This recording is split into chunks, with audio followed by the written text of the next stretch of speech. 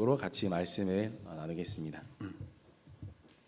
오늘 로마서 8장 말씀을 잠시 읽었는데 조금 길었지만 그러나 우리가 말씀을 붙들고 나아가야 하게 될 줄 믿습니다. 우리의 확신, 어떤 것을 우리는 확신해야 되는가, 세 가지만 살펴보려고 합니다.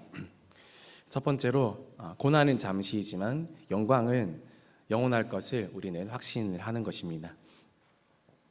로마서 8장 18절 말씀을 보면 생각하건대 현재의 고난은 장차 우리에게 나타날 영광과 비교할 수 없도다, 이렇게 말씀하고 있습니다. 여기서 생각하건대라는 말은 신중하게 생각하다, 논리적인 결론을 내리다, 그런 말입니다. 바울이 단순하게 가볍게 생각해서 내린 결론이 아니라 하나님의 자녀가 장차 영광을 얻기 위해서는 반드시 고난은 거쳐야 할 관문이고, 우리가 얻게 될 마지막 영광에 비하면 현재의 고난이 아무리 육신적으로 또 참기 어려운 일이라 할지라도 그럼에도 불구하고 이 고난은 이겨내 볼 만한 것이라고 바울은 신중하게 생각하면서 자기가 얻어낸 결론이라고 그렇게 이야기를 하는 것입니다. 현재의 고난이라고 이야기합니다. 현재적 표현으로 이야기합니다. 그러니까 지금은, 현재는 어떻게 보면 우리 인생은 고난의 상태라는 것입니다. 좋은 일이 있었다가 나쁜 일이 있었다가 반복하지만, 그러나 멀리서 보면 상태 자체는 고난의 상태, 그리고 고통의 상태를 우리는 한평생 지나간다라는 말이 맞다라는 말입니다. 인생은 고해 또 고통의 바다라고 하지 않았습니까? 로마서 8장 22절에 보면 피조물이 다 이제까지 함께 탄식하며 함께 고통을 겪고 있는 것을 우리가 안다라고 이야기하고 있습니다. 피조물, 하나님께서 만들어 놓은 모든 것, 인간뿐만 아니라 자연, 식물, 동물, 우주까지 다 탄식한다, 다 고통을 겪고 있다라고 바울은 분명하게 이야기하고 있습니다. 그러나 로마서 8장 18절에 무엇이라 이야기합니까? 현재의 고난은 장차 우리에게 나타날 영광과 비교할 수 없도다라고 이야기하고 있습니다. 현재적 고난이 있지만 그러나 영광은요, 나타날 영광이다. 이거는 지금은 아닙니다. 현재는 아닙니다. 그러나 미래적인 표현으로 이야기하고 있습니다. 나타날 영광과는 비교할 수가 없다. 그러니까 비교거리는 되지 않는다는 겁니다. 그거는 지금 우리가 많은 고통과 고난을 겪고 있지만 나타날 영광과 비교했을 때는 비교할 수 없는 영광이다. 대조할 수 없고, 그거는 다른 차원의 영광이 우리를 기다리고 있다. 그렇게 바울은 이야기하고 있는 것입니다. 로마서 8장 23절 말씀 보면 그뿐 아니라 또한 우리 곧 성령의 처음 익은 열매를 받은 우리까지도 속으로 탄식하여 양자될 것 곧 우리 몸의 속량을 기다리느니라. 우리 곧 성령의 처음 익은 열매를 받은 우리라고 이야기합니다. 여러분, 성령의 처음 익은 열매가 누구일까요? 바로 예수님이십니다. 나무로 보면 열매가 한 번에 익는 게 아닙니다. 그러나 제일 먼저 익어가는 열매가 하나 있습니다. 제일 먼저 열매가 하나 익어가기 시작하면 어떻게 됩니까? 그 주변부터 점점 열매가 하나, 둘, 셋, 그리고 10개, 20개, 나중에 나무 전체의 열매가 무익어 간다라는 겁니다. 저와 여러분은 그런 의미에서 아직 덜 익은 열매라고 할 수 있습니다. 아직 푸릇푸릇하고 아직은 딸 수 없는, 여전히 과정 중에 있는 그런 열매라고 할 수 있습니다. 아직 어떻게 될지 모르는 열매라고 할 수 있습니다. 그러나 오늘 말씀이 뭐라 합니까? 성령의 처음 익은 열매를 우리가 받았다라고 이야기합니다. 우리 안에, 나는 아직 덜 익은 열매이지만 내 안에는 성령으로 익은 열매가 있다. 바로 예수 그리스도께서 그 가장 첫 열매 되시는 그 열매가 우리 안에 있다라고 이야기하고 있습니다. 여러분, 그렇다면 저와 여러분은 어떻게 되는 것일까요? 우리가 처음 익은 열매가 내 안에 있기 때문에 비록 지금 나는 덜 익었고 아직 푸릇하고 어떻게 될지 모르는 열매이지만, 그러나 결국은 익어가게 될 것이라는 것을 오늘 이야기하고 있는 것입니다. 예수님이 제일 먼저 경험하셨던 그 부활의 감격과 그리고 그 환희와 그 승리의 기쁨을 저와 여러분도 지금은 모르지만 그러나 실제로 경험하게 될 날이 올 거라고 이야기하는 것입니다. 예수님도 빨리 그것을 우리에게 전해주고 싶을 것입니다. 예수님이 부활하셨을 때 그 예수님의 그 감격은 어떠했을까요? 그 처음 익은 열매를 맛본 예수님의 마음은 어떠했을까요? 수많은 지나가는 인류 가운데 우리에게도 그 열매를 주시고자 예수님께서 먼저 그 열매를 맛보셨고 열매가 되어 주셨습니다. 그래서 예수님을 믿는 자들에게는 동일한 은혜와 역사가 일어나게 될 줄 믿으시기를 바랍니다. 로마서 8장 우리 24절, 25절 말씀 우리 같이 읽겠습니다. 우리가 소망으로 구원을 얻었음에 보이는 소망이 아니니 보는 것을 누가 바라리요? 만일 우리가 보지 못하는 것을 바라면 참음으로 기다릴지니라. 네. 사랑하는 모든 성도님들, 보이는 소망은 소망이 아니다라고 이야기하고 있습니다. 보이는 것을 누가 바라겠습니까? 그러나 지금은 우리가 보지 못하지만 그러나 여러분 앞으로 보게 될 일을 기대하시기를 바랍니다. 가장 좋은 것들이 오게 된다라는 것입니다. 믿음은 당겨서 내가 미리 보는 것입니다. 믿음은 한 발자국 먼저 앞서가는 것입니다.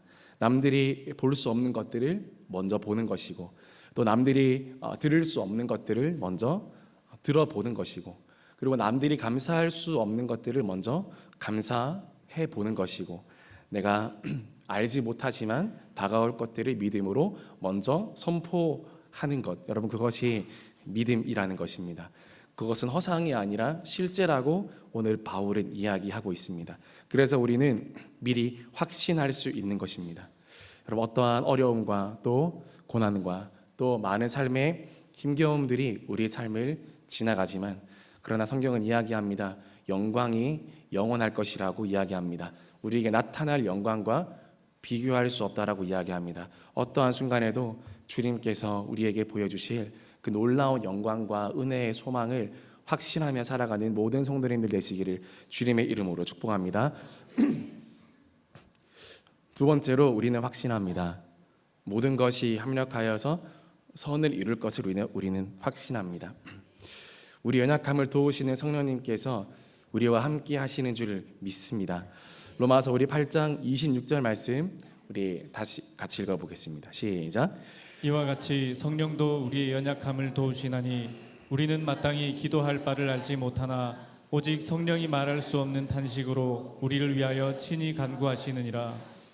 성령께서 우리의 연약함을 도우시고 우리는 마땅히 기도할 바를 알지 못하나 그러나 성령이 말할 수 없는 탄식으로 우리를 위하여 친히 간구하신다. 성령께서 우리의 연약함을 도우시는 줄 믿습니다. 우리는 마땅히 기도할 바를 알지 못합니다. 그러나 오직 성령께서 말할 수 없는 탄식으로 우리를 위하여서 친히 간구하신다라고 그렇게 이야기하고 있습니다. 여러분 탄식이 무엇입니까? 소리조차 지를 수 없을 때, 절규할 힘조차 없을 때, 그때서야 비로소 나오는 것이 바로 탄식입니다. 그런데 우리를 체휼하시는 성령님께서는 그런 말할 수 없는 탄식으로 우리를 위하여서 간구하신다라는 사실입니다. 성령께서 나를 위하여 지금 기도해 주고 계신다는 것, 여러분 그것은 우리의 가장 큰 소망이 된다라는 것입니다. 성령께서 하시는 중보가 과연 땅에 떨어지겠습니까? 성령께서 하시는 기도를 과연 하나님께서 외면하시겠습니까? 성령께서 말할 수 없는 탄식으로 저희를 위해서 기도하실 때 반드시 하나님께서 응답하여 주실 줄 믿으시기를 바랍니다. 가장 큰 중보자가 우리 곁에 계시다라는 사실을 믿으시기를 바랍니다. 로마서 8장 28절에 같이 이것도 읽어보겠습니다. 시작. 우리가 알거니와 하나님을 사랑하는 자 곧 그의 뜻대로 부르심을 입은 자들에게는 모든 것이 합력하여 선을 이루느니라. 아멘. 하나님을 사랑하고 또 그의 부르심을 입은 자들에게 모든 일이 합력하여서 무엇을 이룹니까? 바로 선을 이룬다고 이야기하고 있습니다. 우리는 다 알 수 없지만 하나님은 당신의 선하신 뜻을 위해서 오늘도 일하고 계시고 또 우리를 인도하시는 선하신 하나님이신 줄 믿습니다. 바둑을 보면 복기라는 것을 하게 됩니다. 바둑을 한번 두면 몇 시간에 걸쳐서 바둑판을 가득 채우죠. 거의 400개나 되는 바둑알이 바둑판을 다 채웁니다. 그렇게 2시간, 3시간, 5시간, 6시간 고심 끝에 대국을 다 마치면 나중에 다시 바둑알을 다 가져가요. 그리고 대국자들은 처음부터 다시 둡니다. 그러니까 그 전에 했던 경기를 그대로 재현하는 겁니다. 그러면서 경기를 돌아보는 거죠. 내가 어떻게 경기를 했는지, 이 경기가 과연 잘된 경기인지, 그거를 복기라고 합니다. 그런데 놀라운 것은 바둑 기사들은 그 놓았던 자리 그리고 그 순서를 하나도 빠짐없이 그대로 다 기억하면서 100% 재생한다는 겁니다. 일반인들이 놀랍니다. 어떻게 그렇게 복귀할 수 있냐고. 그렇게 5시간, 10시간 넘게 바둑을 두고 수백 개의 바둑알을 두었는데 어떻게 다시 그것을 처음부터 끝까지 다시 둘 수 있냐고. 그때 바둑기사는 이야기합니다. 의미 없이 둔 수는 한 알도 없었기 때문에 저는 다 기억합니다. 그렇게 하면서 바둑알을 다 복귀하는 겁니다. 하나님께서도 우리 인생의 판을 하나하나씩 채워가시고 또 메꾸어 가실 때 우리는 그분의 어미하시고 또 높으신 뜻을 기다릴 수밖에 없습니다. 그분의 한 수 한 수 앞에 우리는 알 수 없지만 그러나 당신께서는 의미 없이 둔 수는 하나도 없으시다라는 것을 우리는 믿고 우리는 또 기다리며 우리는 나아가는 것입니다. 그것이 피조물의 태도이고 자세이고 또 하나님을 생각하는 우리의 태도인 것입니다. 때로는 또 저는 이렇게 생각해 봅니다. 우리는 성경이라는 대본을 들고 인생이라고 세팅된 무대 위에서 그 대본에 쓰여진 그대로 읊어가며 순종하는 배우인가? 물론 그러지 못해서 무대를 망치는 경우가 열의 아홉이지만 그러나 그런 생각이 듭니다.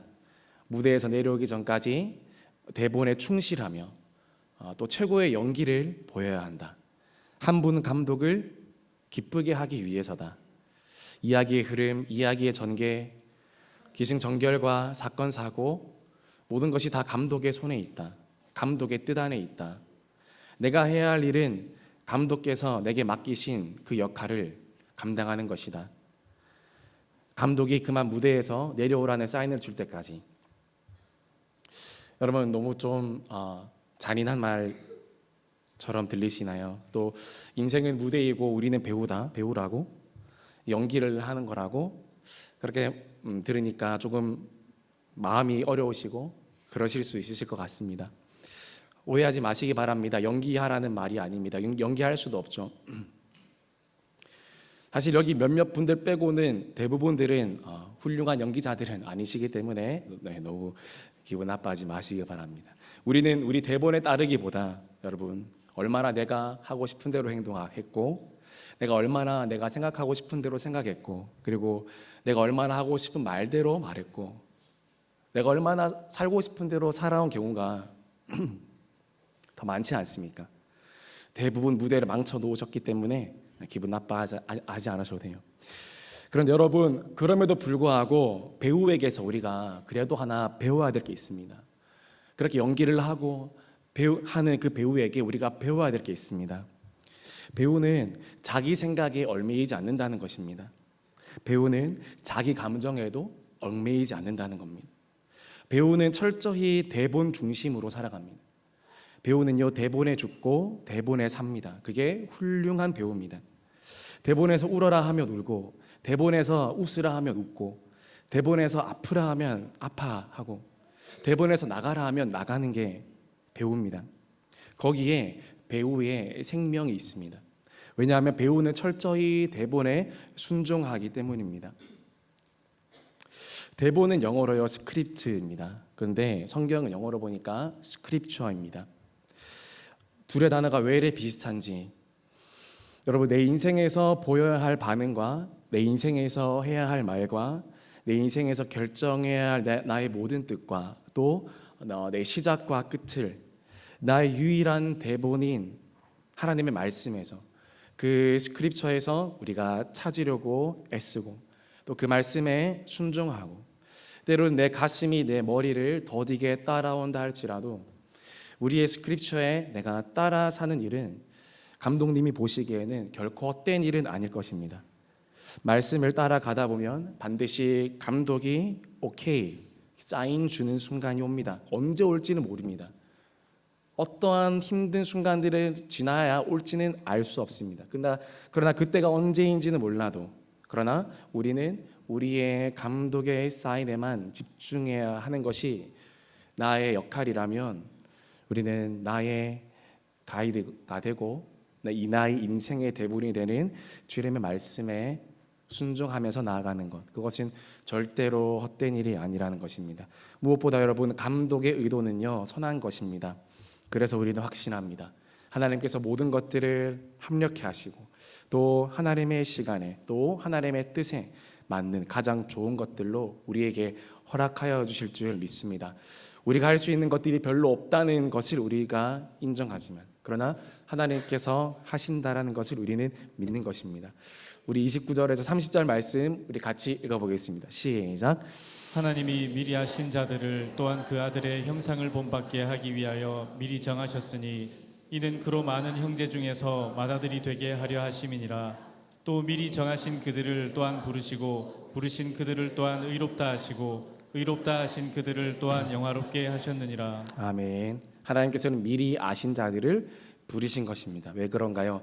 아들의 형상을 본받게 하기 위해서 미리 정하셨습니다. 여기 앉아 있는 모든 대응의 성도님들도 하나님의 의도는 여러분을 미리 알기를 원함이고 여러분을 예수님을 닮아가고 또 여러분을 부르시고 여러분을 의롭다 하시기 위해서 여러분을 영화롭게 하시기 위해서 하나님께서 부르신 선하신 뜻이 있음을 여러분 반드시 믿으시기를 바랍니다. 그럼 우리는 확신합니다. 하나님께서 반드시 모든 것을 합력하여서 선을 이루게 할 것을 우리는 확신하는 것입니다. 그 확신 가운데 설 수 있기를 주님의 이름으로 축복합니다. 마지막으로 우리는 확신합니다. 하나님의 사랑에서 우리를 끊을 수 없음을 우리는 확신하는 것입니다. 우리 31절부터 39절 말씀 우리 다시 한번 같이 합독하면 좋겠습니다. 같이 읽겠습니다. 그런즉 이 일에 대하여 우리가 무슨 말하리요? 만일 하나님이 우리를 위하시면 누가 우리를 대적하리요? 자기 아들을 아끼지 아니하시고 우리 모든 사람을 위하여 내주시니가 어찌 그 아들과 함께 모든 것을 우리에게 주시지 아니하겠느냐? 누가 능히 하나님께서 택하신 자들을 고발하리요? 의롭다 하신 이는 하나님이시니 누가 정죄하리요? 죽으실 뿐 아니라 다시 살아나신 이는 그리스도 예수시니 그는 하나님 우편에 계신 자요 우리를 위하여 간구하시는 자시니라. 누가 우리를 그리스도의 사랑에서 끊으리요? 환난이나 곤고나 박해나 기근이나 적신이나 위험이나 칼이랴.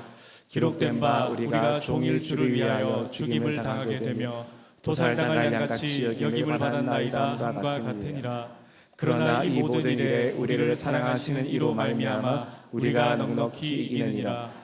내가 확신하노니 사망이나 생명이나 천사들이나 권세자들이나 현재일이나 장래일이나 능력이나 높음이나 깊음이나 다른 어떤 피조물이라도 우리를 우리 주 그리스도 예수 안에 있는 하나님의 사랑에서 끊을 수 없으리라. 아멘. 그 어떤 것도 우리들을 하나님의 사랑에서 끊을 수 없음을 확신합니다. 자기 아들을 아끼지 않고 내어주신 하나님께서 우리를 위하신다고 말씀하고 있습니다. 그러므로 모든 것을 주시겠다고 우리에게 약속하고 있습니다. 우리가 종일 주를 위하여 죽임을 당하게 되고 또 도살당할 양같이 여김을 받았고 그러나 그럼에도 불구하고 우리를 사랑하시는 이로 말미암아 우리가 넉넉히 이긴다고 이야기하고 있습니다. 하나님께서 넉넉히 우리로 하여금 승리케 하시고 또 넉넉히 우리로 하여금 감당할 힘을 주실 줄 믿습니다. 하나님의 사랑 안에 있는 자들을 어떻게 한다고 하나요? 세 가지 이렇게 표현이 보니까 나오는데요. 첫 번째로 누가 고발하겠냐 합니다. 누가 고발하리요? 누가 능히 하나님께서 택하신 자들을 고발하리요? 의롭다 하신 이는 하나님이시니. 여러분 아무도 하나님의 자녀들을 고발 못한다고 합니다. 의롭다 하신 이가 하나님이신데 누가 고발한다고 합니까? 연약하고 부족하고 실수 많아서 우리들은 고발당할 거리가 천 가지 만 가지지만 그러나 예수 그리스도의 보혈의 은혜로 하나님이 나를 의롭다고 하셨기 때문에 하나님께서 친히 나를 막아서시고 보호하시기 때문에 그 누구도 우리를 고발할 수 없다라는 것입니다. 하나님의 사랑에서 우리를 끊어낼 수 없고 제외시킬 수 없다라는 것입니다. 두 번째로 누가 정죄하리요라고 이야기하고 있습니다. 누가 정죄하리요? 죽으실 뿐 아니라 다시 살아나신 이는 그리스도 예수시니 그는 하나님 우편에 계신 자요 우리를 위하여 간구하시는 자시니라. 여러분, 아무도 나를 정죄하지 않는다고 합니다. 우리를 위하여 간구하시는 이가 예수님이시기 때문입니다. 예수님이 최고의 의로운 판단자이시면서도 예수님이 우리를 판단하지 않으시는데 누가 우리를 정죄하겠습니까? 누가 우리를 판단하겠습니까? 여러분, 어떠한 순간 가운데도 예수님께 꼭 붙어 있으시기를 주님의 이름으로 축원합니다. 아무도 정죄하지 않는다고 이야기합니다. 세 번째로 누가 끊으리요? 누가 우리를 그리스도의 사랑에서 끊으리요? 환난, 곤고, 박해, 기근, 적신, 위험, 칼이나. 여러분 38절에 넘어가도 38절 넘어가 볼까요? 사망 그리고 생명, 천사들, 권세자들, 그리고 현재의 일, 장래의 일, 능력, 높음, 깊음, 다른 어떤 피조물이라도, 다른 어떤 상황이라도 우리를 우리 주 그리스도 예수 안에 있는 하나님의 사랑에서 끊을 수 없으리라. 여러분, 이것이 하나님의 사랑인 줄을 믿으시기를 바랍니다. 그 어떤 것들도 우리를 하나님의 사랑에서 끊을 수 없습니다. 우리는 끊어지지 않는 하나님의 사랑을 확신하면서 나아가는 것입니다. 세상의 다른 그 어떤 것들은 쓰러지고 사라지고 또 썩어집니다. 그러나 유일하게 하나님의 사랑만큼은 영원하고 나를 붙들고 다른 것 다 사라져도 하나님의 사랑만큼은 남아서 나를 지키시고 보호하신다라는 것입니다. 그 하나님의 사랑 가운데 거하시고 그 하나님의 사랑 가운데 확신 가운데 세상엔 가짜 사랑을 따라가고 가짜 사랑을 배우고 가짜 사랑하며 사는 인생이 아니라 하나님의 진짜 사랑을 경험하고 보고 배우고 그 사랑을 경험하며 살아갈 수 있는 모든 성도님들 되시기를 주님의 이름으로 축복합니다. 말씀 마무리하겠습니다. 우리는 확신합니다. 세 가지를 확신한다고 말씀드렸습니다. 고난은 잠시이지만 영광은 영원할 것이라고 확신합니다. 모든 것이 합력하여서 선을 이룰 것이라는 것을 우리는 확신합니다. 하나님은 최고의 선한 감독이시기 때문입니다. 마지막으로 하나님의 사랑에서 우리를 끊을 수 없음을 우리는 확신하는 것입니다. 그 어떤 것도 우리를 하나님의 사랑에서 제외시킬 수 없다라는 사실입니다. 이 확신 가운데 나아가는 대형의 모든 성도님들 되시기를 주님의 이름으로 축복합니다. 우리 함께 찬양하겠습니다. 같이 찬양팀 올라오셔서